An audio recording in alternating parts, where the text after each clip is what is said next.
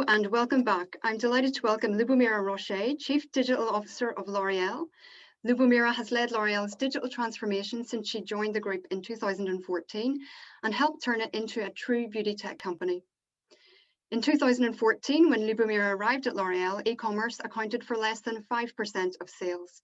Last year, the channel represented 27% of business, and the company says that 50% of its sales will come from e-commerce in the next few years. Lubimora, thank you very much for being with us here today. Thanks for having me, Una. It's a pleasure. So today we're going to talk about e-commerce and more specifically about the different forms of e-commerce. But before we get into the heart of the subject, I just want to ask you about the impact of the strong e-commerce growth that you have seen over the past year. E-commerce sales were up 62% at L'Oréal in 2020, and they went from 15% of business in 2019 to 27% of business last year. What have been the key challenges in managing such a rapid growth in the channel for you, for example, in terms of assortment, in terms of supply chain, delivery, etc.? Yeah, all of those were massive challenges. It's true that we were ready for accelerating in e-commerce. It has been part of our strategy for a long time, but it's true that the magnitude of the wave that we had to navigate was extreme.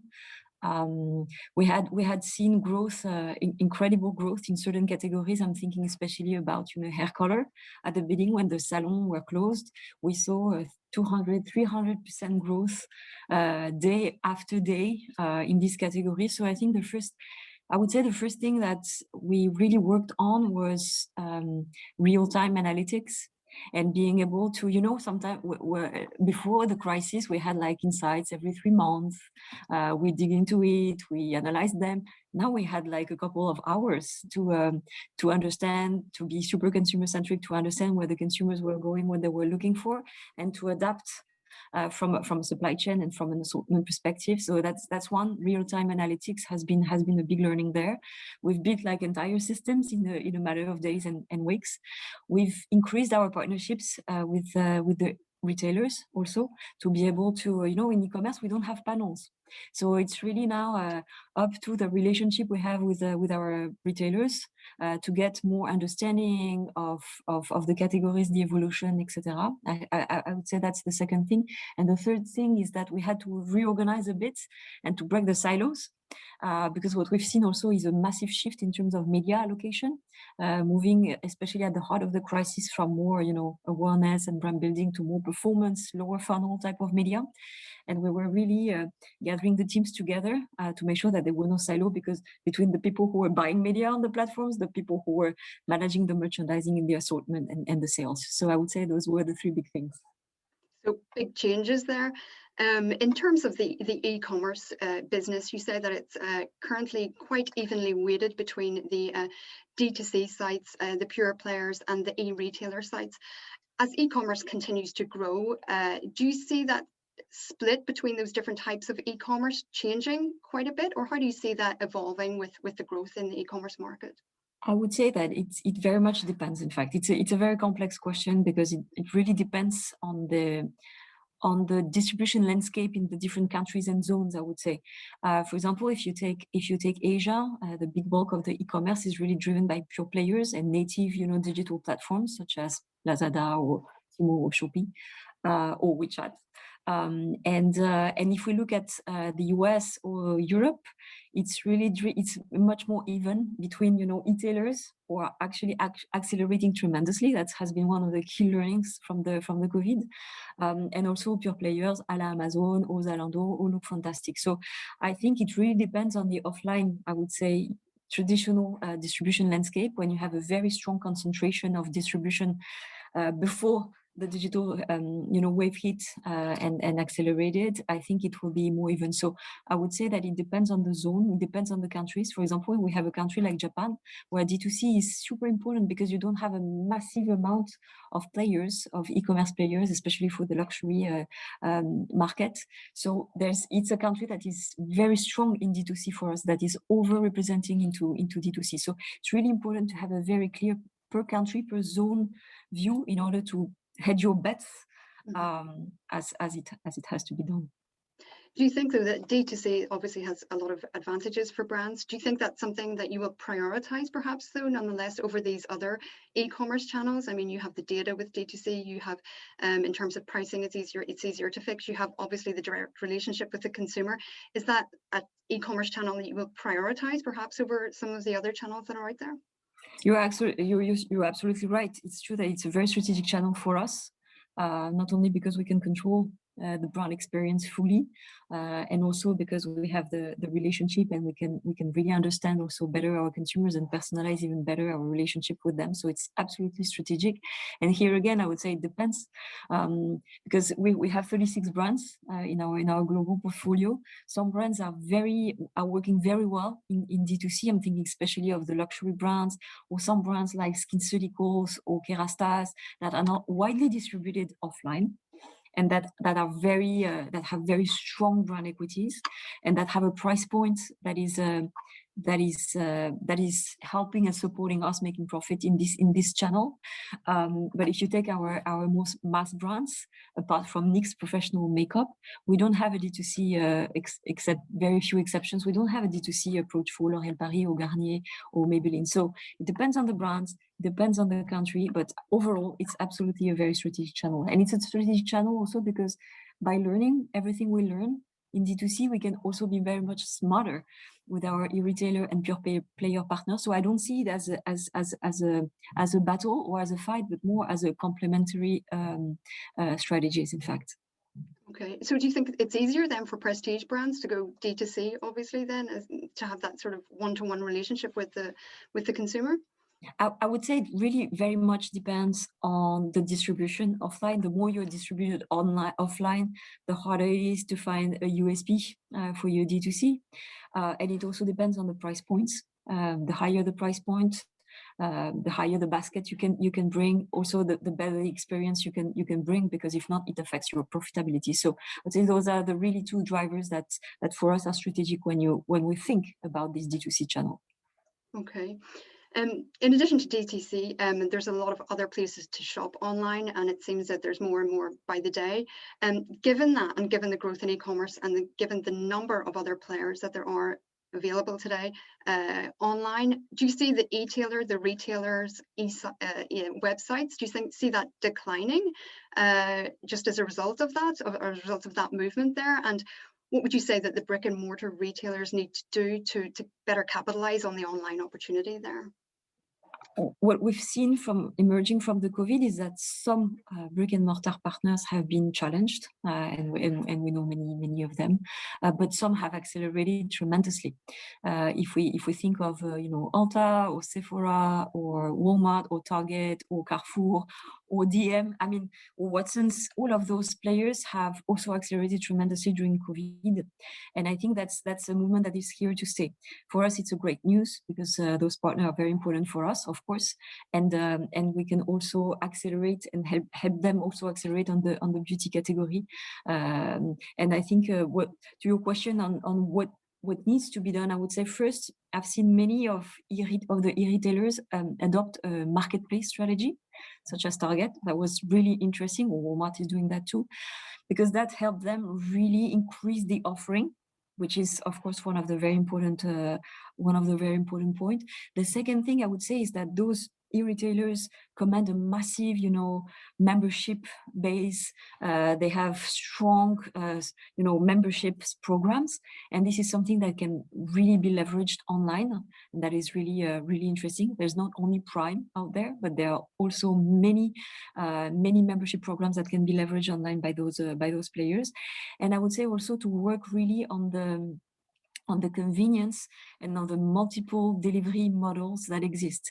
You have click and collect, you have also the capacity with the last milers, such as the Instacarts of the world or the Deliveroo's more and more, to be really, to have an order online and be delivered at your home. So all of that is really interesting also, and it's a playground also for them, I think, in terms of innovation. So do you think that there will be more of these marketplace type sites coming from? I mean, obviously there's Walmart has done that, and some of those really big retailers have done that. Can you see that maybe with some of the perfumery chains? Obviously Douglas launched a marketplace last year as well. Can you see that becoming more common? How do you see the landscape, I would say, I suppose, in terms of the players there? Is it going to be more e-retailer marketplaces? Is it going to be more big tech type channels as well, or more curated beauty e-commerce players, which we have seen there's quite a lot of them, Cult Beauty, for example, etc. How do you sort of see that landscape evolving as the growth continues there? That's a very fundamental question and a very big one. If I take the two important pieces of your question, marketplaces on one side and the curated business model on the other side, I absolutely do believe that marketplaces are on the rise. Because at the end of the day, it's really a way to extend the offering portfolio, and it's a way also for the retailers to be more profitable and more consumer centric in the sense that they're offering more. If you look at a company called Miracle is a tech company that is really building marketplaces, helping e-retailers or pure players or brands build marketplaces. The sheer amount of growth of the GMV that they have been commanding in the past years is very telling from an infrastructural point of view of this movement towards marketplaces. So marketplaces, yes, absolutely. But at the same time, we see also that there is a demand from the consumers for more curated, for different types of user experience and shopping experiences, and this is, I think, something that is gonna play out. Also, because of the shortfall of the previous model. When you have a marketplace model, the choice becomes like almost schizophrenic. It becomes really complicated for you as a consumer to be able to choose. And so the curated business models based on a huge personalization, on the good use of AI and of big data can be really something interesting. Here, Zalando is really working around that, but we've seen many startups also in this particular field in fashion. More and more in beauty. So I'm absolutely convinced, as you say, that those models are also going to emerge strongly from the crisis. And would L'Oreal consider setting up its own retail marketplace with L'Oreal brands, multi-brand L'Oreal website, or even including competitor brands on an e-commerce channel? Actually, it exists. Actually, it does exist. It's called Salon Centric, and it's in the US. And it's we bought a distributor called Salon Centric years ago, and we have, of course,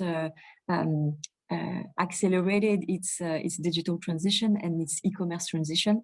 So today it's a model that works well for us. It's a model that is really around professional hair care and hair color beauty brands, and it's really working very well for us and for the PPD division. So yeah, it's an interesting avenue that we are digging further into.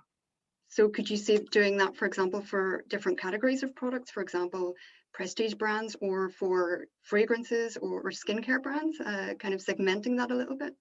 It's really under review right now, so I cannot say more about it. But actually, what I can say is that we have a great pilot from which to learn in the US with Salon Centric, and we're really looking into it. Okay. Just what you said there about the number of brands that we can buy online and the number of places to buy online there, and the necessity there for having curated beauty websites as well. Just given the growing number of places to buy beauty online, what do you think makes the difference to the consumer there? She has so many choices today. What will make her buy on one website as opposed to another? I think, I'm a little bit obsessed with this notion of membership and subscription. I think that there's something there that is at play in many compartments of the digital platforms. When we see, Twitter acquiring a subscription-based,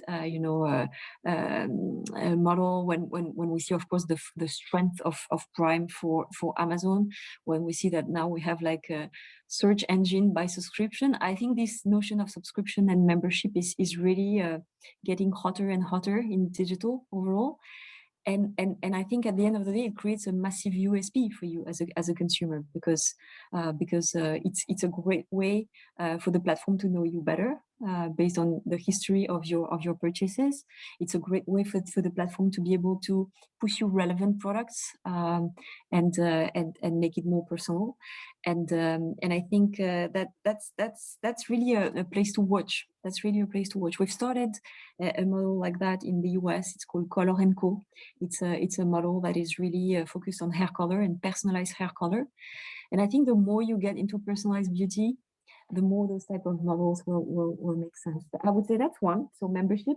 The other one is really the power of the services that can come, with the shopping experience. Services in beauty are all around virtual makeup try-on or skincare diagnostic or teleconsultation or shade finders, everything that can help you navigate the virtual aisle of the beauty products and the beauty offering.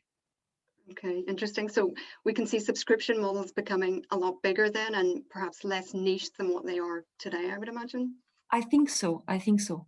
Okay. I just want to ask you a little bit about China, obviously, because China is setting a lot of the digital trends globally. Live streaming, I mean, live streaming is very big in China, and there have been more initiatives in the West, especially over the past year with COVID. How do you see that? Do you see that live streaming will take off in the West, or how do you see that kind of the success that we see in China with that model needs to be adapted to work elsewhere? It's true that live streaming is huge, obviously, in China and in Asia in general. It's interesting when we think of social commerce. It's a big, it's a big buzzword right now. Social commerce. There are different forms of social commerce. There is one form I like to think about it like one form is really about live streaming and it's a kind of QVC reinvented, if you want, in a way, more interactive, more faster, but it's QVC at the end of the day. And on the other side, you have more the EBA model that is more like a door-to-door type of model reinvented. So I think those are really the key big things. Live streaming is very dependent on the platforms. So the moment where YouTube, the moment where Facebook, the moment where Instagram, the moment when Amazon want to go big on live streaming and live streaming shopping, shopping enable live streaming, I think that's going to take off. It's really very dependent on the platforms, I would say, and on the willingness of the platforms to drive this model and to enable it from a commerce and shopping point of view. We've tried on our own websites many experiments in terms of live shopping and live streaming, and it works. It really works. Of course, it's not the massive audiences that we can see from a Chinese perspective, but it bears some learnings. It works because it's very you feel like it's a very close relationship with the influencer or the expert that is doing the show. You can ask all your questions, and you have this notion of instant gratification that comes, with the speed and the animation around the live streaming experience. And we've seen really very good conversion rates, up to 10 to 12%, small basis, but very engaged, high conversion rates, which I think validates the model. And now it's really up to the platforms to really make it big and to enable it from a shopping point of view. Because what we're hearing as well is that, for some brands to do this by themselves, they have to invest so much basically in getting that audience there, that the return on investment is not necessarily there. Perhaps works better on a retailer live streaming, for example, Douglas, that has started to do live streaming because they have the audience already there. But just to get that return on investment, it's quite difficult. And also that the click to purchase is not necessarily there. It still doesn't have that frictionless type experience that you might have in China. Would you agree with that?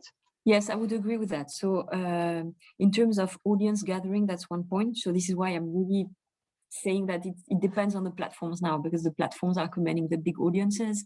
So the moment they really want to go big there, it will take off.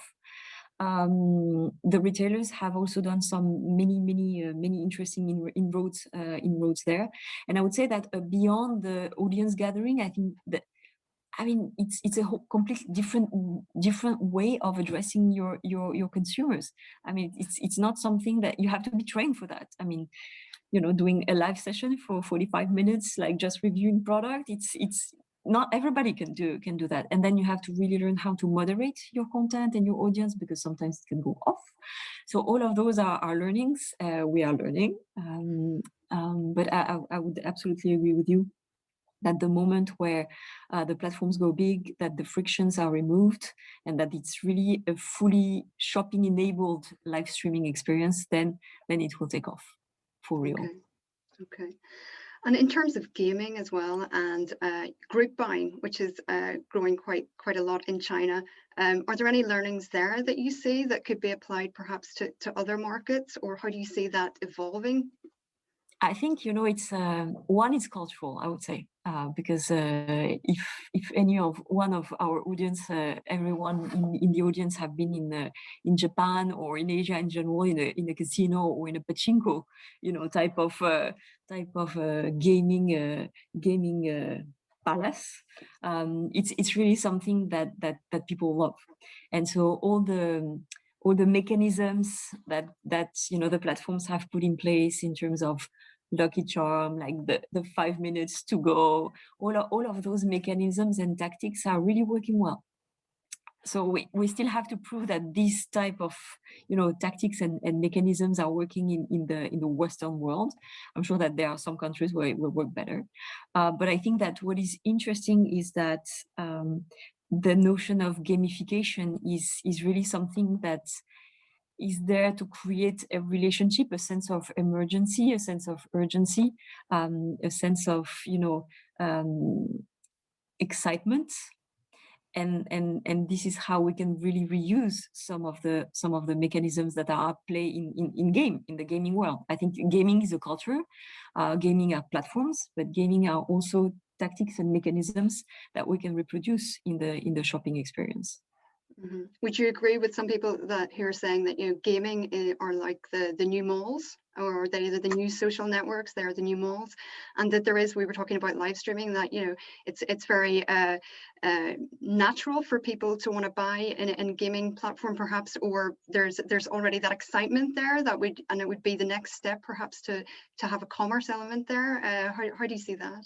It's hard to say. It's hard to say because the gaming world, exactly as the internet world 25 years ago, is something that has very deeply rooted cultural traits that used to be very underground, not very commercial.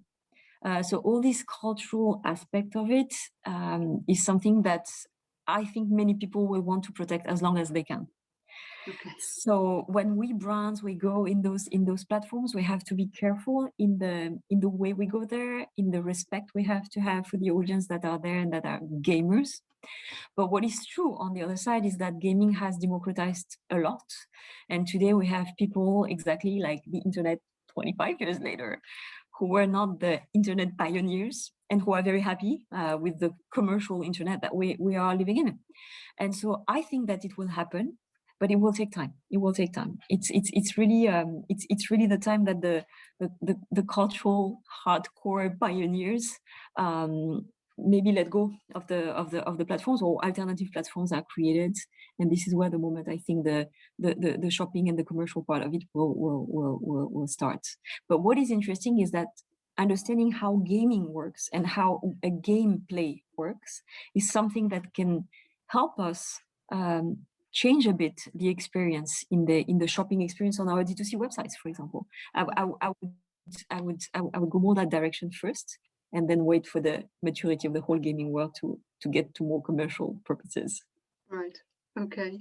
And just in terms of social commerce there, do you think there are, how do you think that will evolve? Because there are doubts over whether people actually want to buy on social commerce platforms such as Instagram, for example. You know, those people are there primarily to connect with other people, to be entertained, etc. Do you think that they're willing to buy? Because it's still a small percentage of commerce that's being done there. Are people who are ready to buy on those platforms? Can you see that changing?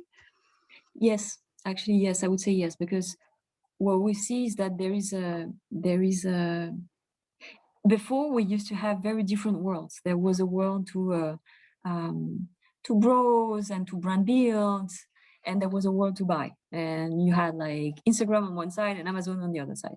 What we see for many years now is that both things are colliding. In fact, on Amazon, you can brand build, and many brands are actually, like, you know, before brands were starting off from Instagram.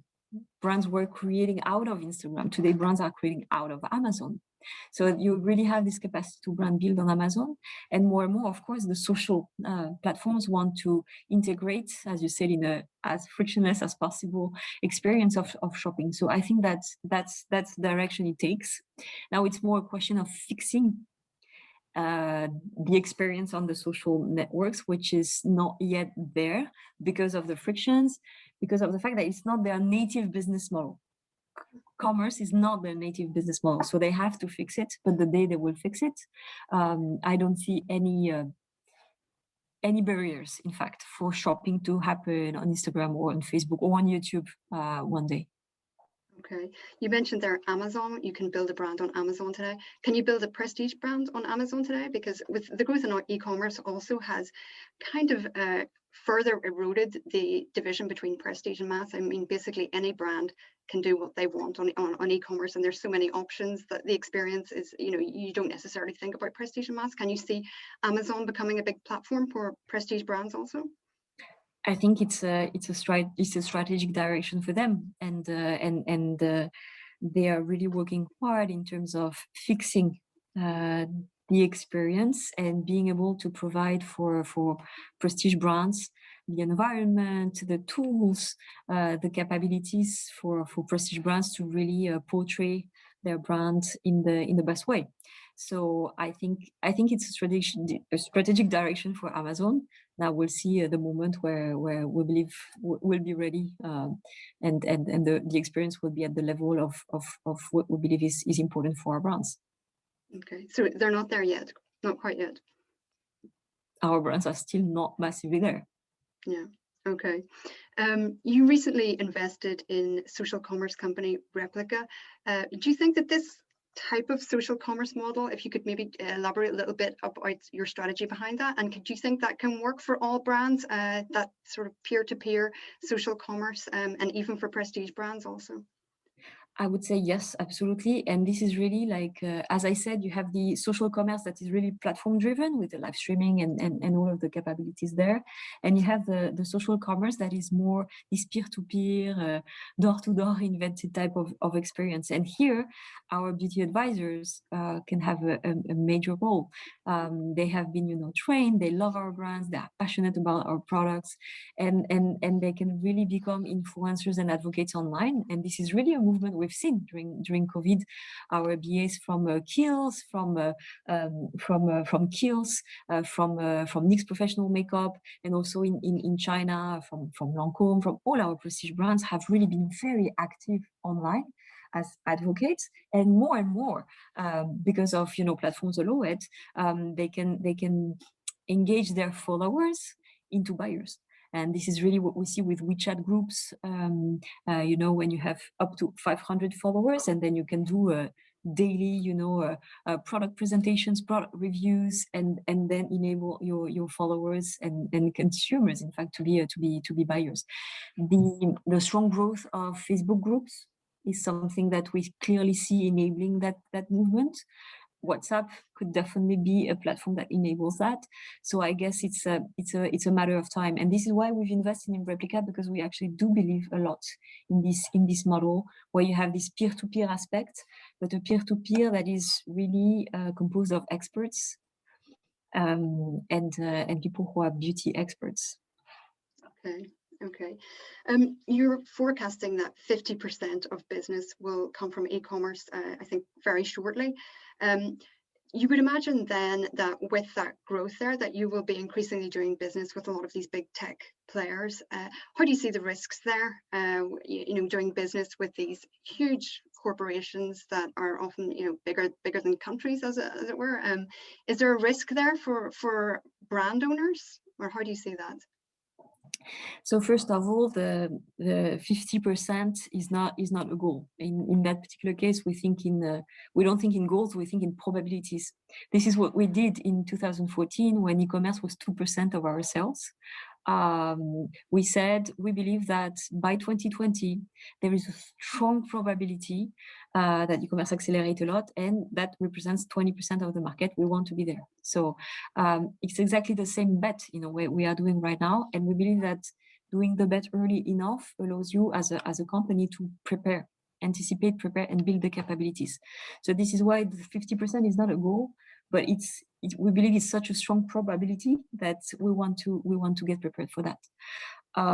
In terms of the composition of this e-commerce, this is you really have to go in a very refined analysis, again, by country, by brand, by business model, to really understand where the growth is coming from, what are the new players. And it's true that it's always a bit difficult as an exercise. As we know, things are changing very fast in digital, but there are really things that we start to see.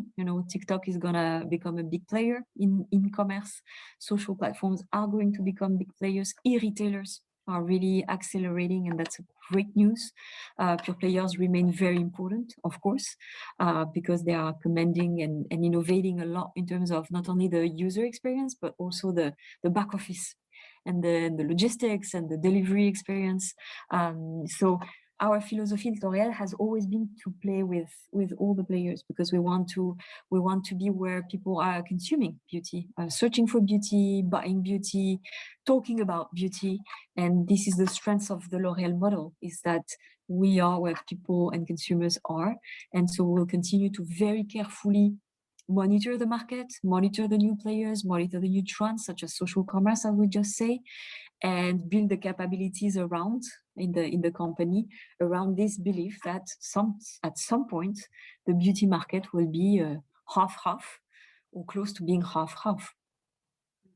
Okay, just there you were mentioning commerce and some of those social networks, and we have a question actually about that. I'll just put it to you. What do you think about shopping and the new social networks like Clubhouse, TikTok, and Twitch? That's very emerging channels. Well, TikTok is not emerging, sorry, but Clubhouse and what was the other one? Sorry, Twitch. Clubhouse and Twitch. So I would say that it's TikTok is upcoming. I mean, as we know, in China, Douyin, the parent company of TikTok, has already enabled in e-commerce the platform. It's coming to the rest of the world. So TikTok will be, and I think, a massive e-commerce player in the coming years. We see already a lot of TikTokers that are reviewing and pushing to, Amazon or some other players. So it's already in the DNA of the platform to be reviewing and pushing to e-com. So the moment when it starts to be integrated and smooth as an experience, it will even go further. Clubhouse is very early to tell. I would say that today the way we see Clubhouse is more like a B2B channel. Where we can, have our BAs or our dermatologists or our hairstylists really host, rooms and attract, new advocates for us. I would say that's more the maturity we see for now. So we don't see it very soon a big e-commerce play. And as for Twitch, it's a bit what I said earlier. For us, Twitch, we see it more for now as an influencer game and not yet as an e-commerce game. And I think it's really important to respect the temporality, the timing of those platforms. And it's true that all the platforms, if you take back the history of the internet, all the platforms have started from being more content platforms where you build your audience, it provides you a certain type of service, it builds the audience, it builds the scale, and after you start to monetize. I think Twitch is at a moment where we are emerging from the hardcore gaming culture to a culture where you start to see more and more advocacy and influence, where brands can have a say. But you have to be cautious to respect the codes of that environment that is very specific.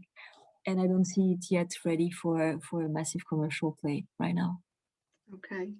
All right. Another question for you, Lubimora, from the audience.